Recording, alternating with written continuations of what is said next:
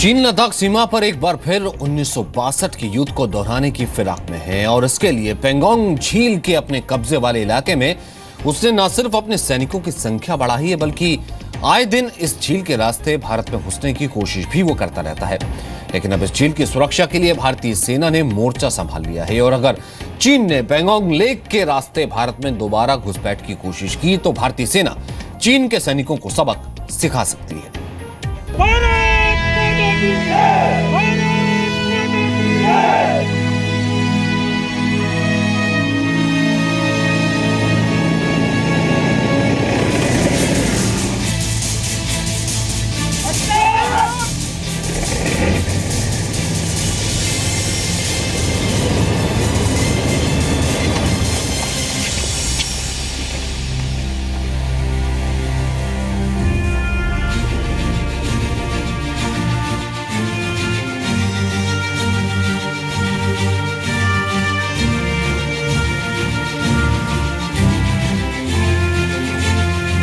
आज हम आपको दिखाएंगे कि लद्दाख की पेंगोंग झील में जब चीन अपनी घुसपैठिया हरकतें करता है तो भारतीय सैनिक उसे कैसे रोकते हैं।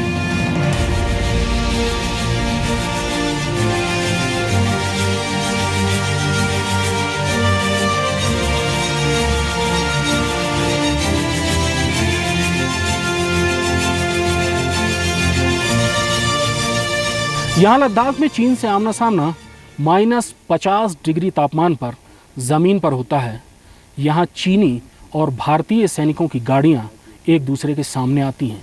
लेकिन आज हम जो आपको सरहद दिखाएंगे वो सरहद पानी पर बनी हुई है और यहाँ भारतीय और चीनी सैनिकों का आमना सामना पेंगोंग झील में नावों से होता है। आप में से बहुतों ने पेंगोंग लेक की यात्रा की होगी या आपने इसकी तस्वीरें देखी होंगी जो बहुत खूबसूरत हैं। लेकिन आपको पता नहीं होगा कि यही लेक आगे जाकर भारत और चीन के बीच की सरहद बनती है जिसकी हर वक्त निगरानी की जाती है।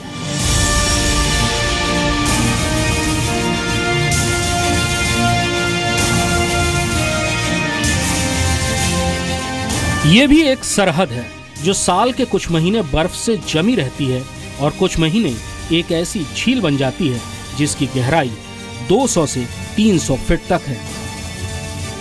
134 किलोमीटर की ये झील 60% चीन के कब्जे में है। ये 14,500 फीट की ऊंचाई पर खूबसूरत पेंगोंग त्सो यानी पेंगोंग झील है। इसके किनारे पर हर साल यूं तो हजारों की संख्या में टूरिस्ट आते हैं, टेंट लगाकर कुदरत की खूबसूरती निहारते हैं, फिल्मों की शूटिंग तक होती है। लेकिन थोड़ा आगे जाने पर सब कुछ बदल जाता है।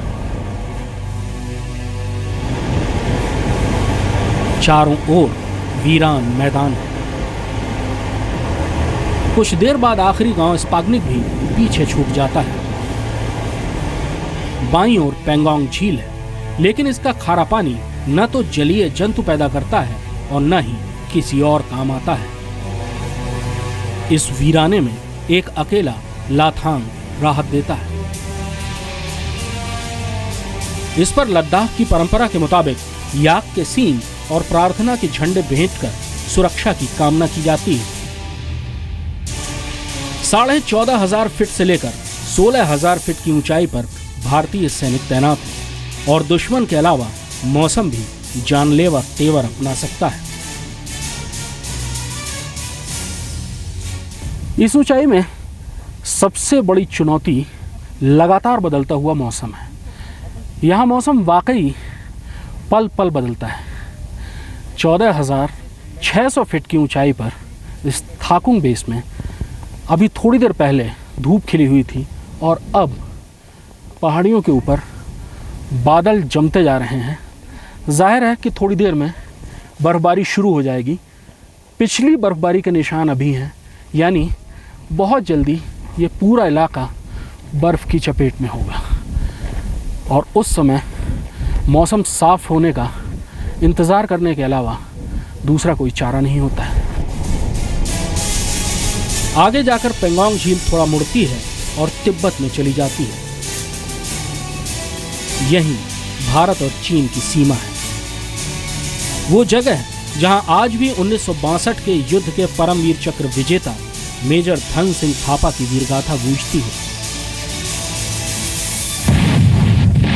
18 गोरखा राइफल्स के मेजर धन सिंह थापा ने 20 अक्टूबर 1962 को अपने 34 गोरखा सैनिकों के साथ चीनी सैनिकों की बाढ़ को रोका था। चीनी सैनिकों ने 2 बार तोपों की भारी गोलाबारी के बीच बड़ी तादाद में हमला किया, लेकिन उन्हें मुंह की खानी पड़ी। तीसरी बार चीनी सैनिकों ने टैंकों और तोपों से हमला किया। मेजर थापा के ज्यादातर साथी मारे जा चुके थे और बेहद जख्मी हालात में उन्हें चीनियों ने जिंदा पकड़ लिया।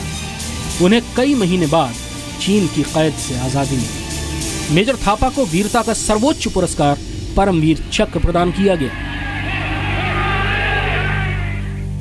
यहां आज भी लगभग 20 किलोमीटर का इलाका चीन के कब्जे में है और चीनी सैनिक उससे भी आगे बढ़कर आए दिन भारतीय सीमा में घुसने की कोशिश करते रहते हैं, जिन्हें इसी झील में रोकने की जिम्मेदारी भारतीय सेना की होती है।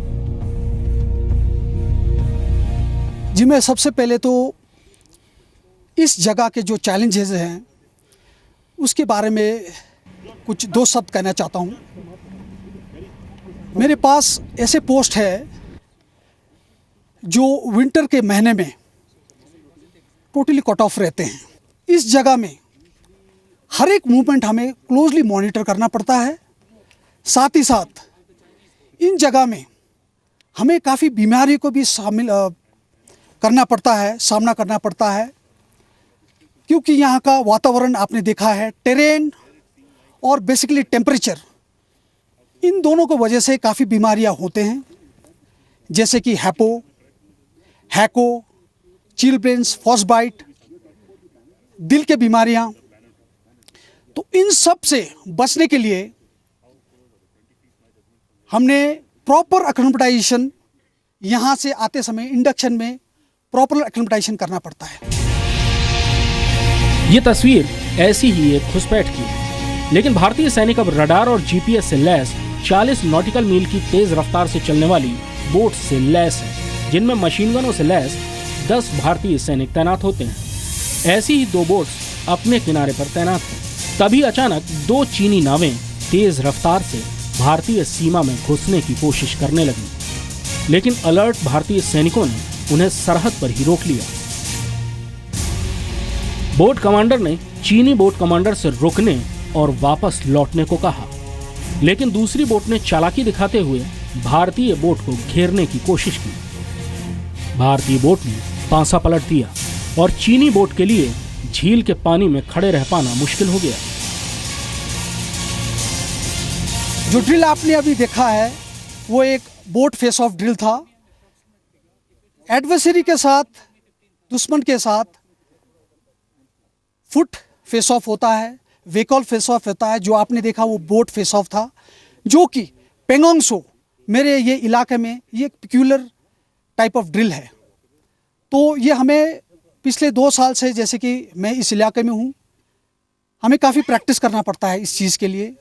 और दुश्मन को प्रैक्टिस करने के बाद अपने स्टैंडर्ड ऑपरेटिंग प्रोसीजर्स जो होते हैं उसको फॉलो करके, ये आपने जो सामने देखा, ये सब करने के बाद उसको एलएसी में रोका जाता है। ये ड्रिल केवल अभ्यास के लिए नहीं है। यहाँ चीन की कार्रवाइयाँ हमलावर हैं और वो हमेशा मौके की तलाश में रहता है।